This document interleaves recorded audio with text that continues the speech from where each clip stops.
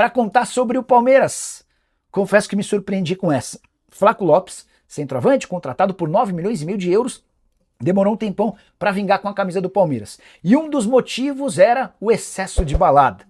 Quem garante é João Martins, auxiliar técnico do Abel Ferreira e o treinador do Palmeiras na vitória por 4-1 contra o Internacional. Depois do jogo, o João Martins explicou por que o Flaco Lopes demorou tanto a engrenar, ter jogado bem, é titular absoluto e um dos grandes responsáveis pelo crescimento, pela melhora no futebol do Vitor Roque. Flaco Lopes e Vitor juntos têm dado enorme conta do recado, parecem ter se encaixado muito bem. João disse o seguinte, abre aspas, nos últimos 9 meses, o Flaco conseguiu deixar de levar multas. O clube sempre ficava com uma parte do salário dele, porque era uma questão de personalidade. Não somos iguais, há pessoas diurnas e noturnas. Ele tinha algumas dificuldades nas primeiras horas da manhã, ele demorava para descer no CT, e eu detesto trabalhar à noite, e há pessoas que gostam de estudar à noite. Demorou, mas nunca mais aconteceu porque ele aprendeu, até porque doeu no bolso. Nós falamos, Flaco é só 10 minutos, e ele, professor, eu faço esforço, mas é difícil. Flaco chegava com enorme frequência atrasado, muitas das vezes por conta dos seus hábitos noturnos. Cara que gostava da noite paulista, entre outras coisas. Esse período foi ultrapassado. Flaco hoje muito mais profissional, 24 anos de idade, temporada de 45 jogos, 17 gols e 3 assistências. Até por isso, seu valor de mercado, de acordo com o Transfer Market hoje, já é de 12 milhões de euros. E é natural, é óbvio, é claro que por 12 milhões de euros o Palmeiras nem se senta à mesa para negociá-lo. Vai existir ou vai aceitar propostas a partir de pelo menos 20, 22, até 25 milhões de euros. Jogador argentino convocado na última data FIFA e que esteve no banco de reservas na derrota da Argentina para o Equador por 1-0. Só para completar sobre o Flaco, o crescimento dele dentro de campo também tem a ver com a melhora da condição física. Hoje é um atleta com com um percentual de gordura melhor. O próprio Palmeiras brinca que quando o Flaco Lopes chega, ele era só pele e osso. Hoje é um jogador mais forte, que aguenta pancadas, que resiste aos contatos e tem se tornado um centroavante dos mais interessantes. E você, o que pensa sobre tudo que eu contei no vídeo? Fala do Flaco Lopes. Deixa eu trazer um bastidor do Flaco Lopes. O Flaco tá jogando muita bola, muita bola. Melhor momento dele com a camisa do Palmeiras e o Flaco fez com que o Vitor Roque melhorasse. O Vitor nos últimos 7 jogos tem 6 gols e 4 assistências, ou seja, são 10 participações em gol nos últimos 7 jogos. E pode escrever, o crescimento do Vitor Roque passa por uma questão de confiança, óbvio, mas passa também por ter um jogador como o Flaco Lopes ao lado dele, tá? Os caras meio que têm funcionado muito bem para ele. E por que eu tô falando do Flaco Lopes? Porque ontem, depois da partida, o João Martins, que era o técnico do Palmeiras em questão, porque o Abel não podia estar no banco, ele admitiu que o Flaco Lopes demorou para engrenar por algumas coisas extracampo. Teve uma questão física, ele chegou muito magrinho, só pele e osso, segundo o pessoal do Palmeiras, hoje muito mais forte na musculatura, é um cara que aguenta a pancada, e um dos gols do Palmeiras, do Vitor Roque, nasce muito dessa construção da jogada, que ele vai carregando, vai se equilibrando, vai evitando que o adversário chegasse na bola, depois ele toca pro Facundo Torres, que rola pro Vitor, e outra questão também por conta comportamental. O Flaco é um cara meio notívago, ele gosta da noite e tal. João Martins até admite que chegou a ser muito multado pelos atrasos nos treinos da manhã e que isso foi mudando, ele foi percebendo que a coisa é profissional e séria e exige um comportamento diferente, né? Preciso falar agora sobre a noite de gala do Palmeiras, que enfiou 4-1 no Internacional, primeiro tempo de altíssimo padrão. O Palmeiras chega a estar vencendo por 4-0, o Inter nunca, na história do Campeonato Brasileiro, por pontos corridos, havia tomado 4 gols num mesmo primeiro tempo. 3 gols de Vitor Roque, que desencantou, além de um gol de Lucas Evangelista. No segundo tempo, já pensando na partida contra o Internacional, Palmeiras tira o pé, passa a jogar menos e acaba sofrendo gol de Carboneiro. Nada que mudasse uma noite próxima da perfeição, com todo mundo extremamente feliz.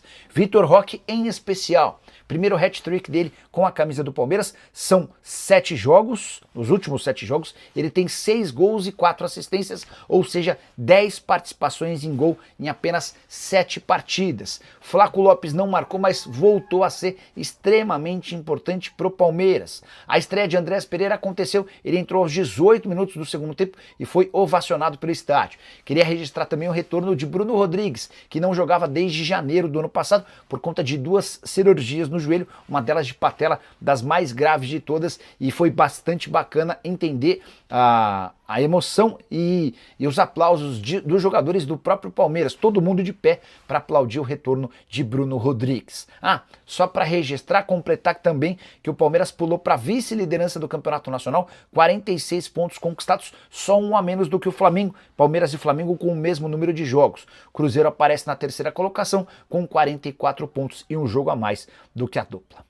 Hora de falar sobre Renan Lodge. A grande bomba do sábado aconteceu à noite. Renan Lodge e seu empresário Pablo Miranda já estão no Brasil. Eles decidiram rescindir o contrato com o Al Hilal, time da Arábia Saudita, que na sexta-feira mandou a lista de inscritos para a Federação Saudita sobre o campeonato local e excluiu o Renan Lodge dessa relação.